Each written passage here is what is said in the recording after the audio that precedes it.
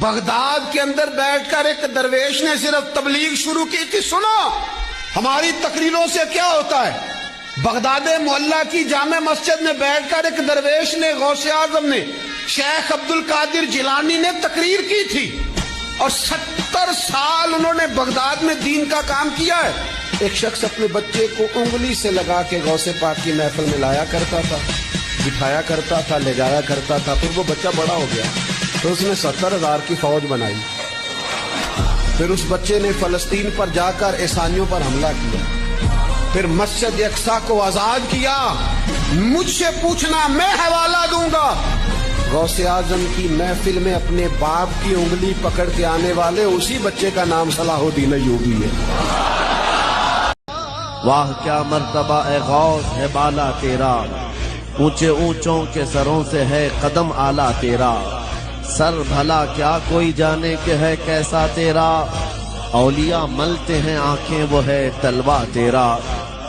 کیا دبے جس پہ حمایت کا ہو پنجا تیرا، شیر کو خطرے میں لاتا نہیں کتا تیرا. ہمارے غوث اعظم قدم مصطفیٰ پر روحانی سفر، نہ دیکھا ادھر نہ دیکھا ادھر. امام حسن کا جگر، علی مرتضیٰ کی نظر پر کبھی محمد رسول اللہ. یہی کارن ہے کہ جس طرح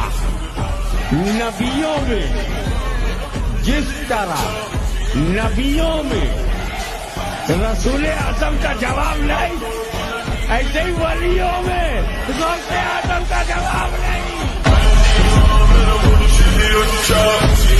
میں نماز کی وکالت کرتا ہوں کہ نماز کے بغیر جلسہ بے وزن ہے، نماز کے بغیر فاتحہ بے وزن ہے، نماز کے بغیر صاحب جلوس محمدی بے وزن ہے.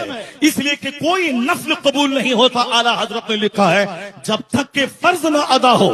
1 کروڑ روپے کی مسجد کوئی تعمیر کرے یہ نفل ہے، اور زکوٰۃ کا 100 روپیہ اگر کسی پہ فرض ہے تو وہ فرض ہے.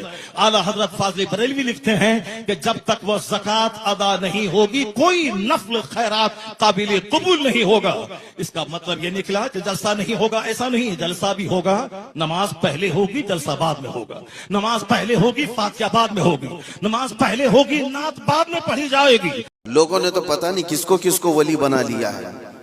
کیسے کیسے باباؤں کے پیچھے یہ گھوم رہے ہیں. وہ ایسے بابا جن کے نماز کا کوئی ٹھکانہ نہیں، دن بھر قوالی میں بیٹھے رہتے. نماز کے بارے میں پوچھو تو کہیں گے مکہ میں پڑھتے ہیں، مدینے میں پڑھتے ہیں. کچھ وہ بھی ہیں جو دل کی نمازوں کی بات کرتے ہیں. یہ سب شیطان ہیں. شیطان اس طرح کے چہرے بنا کر کے امت کو گمراہ کرتا ہے. ہمارے علاقے میں ایک مرید صاحب آئے ہوئے تھے کافی سال پہلے، کسی پیر صاحب کے. انہوں نے کہا تھا کہ ہمارے پیر صاحب کی نماز اللہ نے معاف کر دیا ہے. میں نے پوچھا تھا کہ کیوں؟ کہا اتنا تقویٰ ہو گیا، اتنی عبادت کی ہیں کہ ان کو اب یہ ظاہری نماز کی ضرورت نہیں ہے، وہ باطنی نماز پڑھتے ہیں. میں نے ان کو ایک سپرے مارا تھا، وہ ابھی تک آئے نہیں واپس. کہا شریعت میں 4 لوگوں پر نماز معاف ہے. 4 لوگوں پر نماز معاف ہے. نابالغ بچہ ہو تو نماز معاف ہے، بھی مطلب اس پر نماز فرض ہی نہیں ہوئی. دوسرے پاگل ہو، دماغی نہیں ہے تو بھی نماز معاف ہے. اور تیسرے عورت کی جو ماہواری آتی ہر مہینے، حیض کے دنوں میں عورت کو نماز معاف ہے. چوتھے بچے کی ولادت ہو جائے عورت، اس کے بعد اس کو نفاس جو آتا ہے وہ 40 دن تک بھی ہو سکتا ہے میکزیمم، اتنے دن عورت کو نماز معاف ہے. یہ 4 لوگ ہیں جن کو نماز معاف ہے. میں نے مرید صاحب سے کہا تھا پیر صاحب کو پوچھ لینا ان 4 میں آپ کیا ہو. یا تو تمہارا پیر نابالغ ہوگا اس لیے نماز معاف ہو گئی، یا تو پاگل ہوگا اس لیے معاف ہے، یا تو پھر وہ 2 کیٹیگری جو بڑی ڈینجر ہے. پوچھ لینا. میرے عزیزو، غوث پاک پر نماز معاف نہیں ہوئی تو اے رے غیر نتھو کھیرے کی بات کیا ہے؟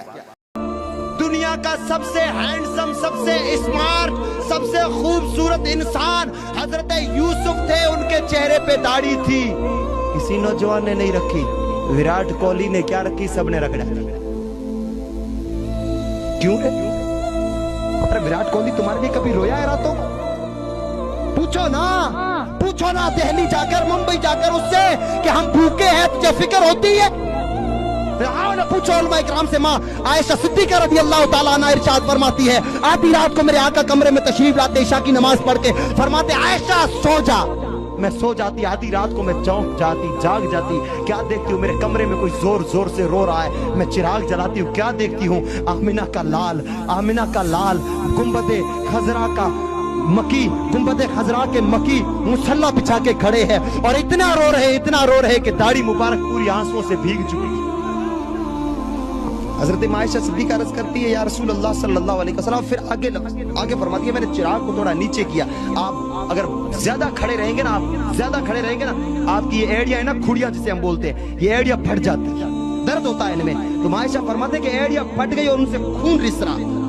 आयशा की आंखों में आंसू आ गए, रोते हुए अर्ज करती है, आका आप तो मासूम है ना, आप तो अल्लाह ताला के हबीब हैं, आपके सदके में अल्लाह ने कायनात बनाई, आप इतना क्यों रो रहे हैं? आका फरमाते, आयशा मैं अपने लिए नहीं रो रहा हूँ, मैं मेरी औलाद के लिए नहीं रो रहा हूँ, मैं मेरी उम्मत के नौजवानों के लिए रो रहा हूँ। मुझे उनकी जवानियों पे तरस आ रहा है।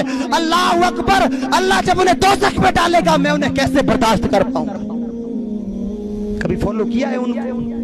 कभी जिंदगी गुजारी है उनके नाम पर? हमने नहीं कर सकते है ना। ये तो जिंदगी है, इस कान से सुनते हैं, इस कान से निकाल देते हैं। हजरत अली फरमाते हैं, सारी दुनिया मुर्दा है, सारे लोग मरे हुए हैं, जागेंगे उस दिन जिस दिन इन्हें मौत आएगी। कहेंगे मैदान में शर लग गया और गौस आजम तशरीफ ले आए। आप फरमाते हैं मैं क्या करूंगा? कहते मैं फौरन कभी कदमों से लिपटूंगा, कभी दामन पे मचलूंगा, कभी कदमों से लिपटूंगा, कभी दामन पे मचलूंगा, कभी कदमों से लिपटूंगा, कभी दामन पे मचलूंगा, बता दूंगा यूं झुकता है बंदा गौसे आज़म का।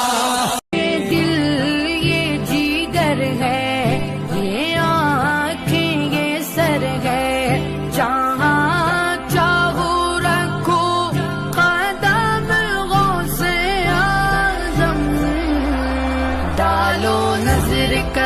सरकार डालो नजर करम, सरकार डालो नजर करम, सरकार अपने मंगतों पर एक बार हमने झोली है फैलाई बड़ी देर से।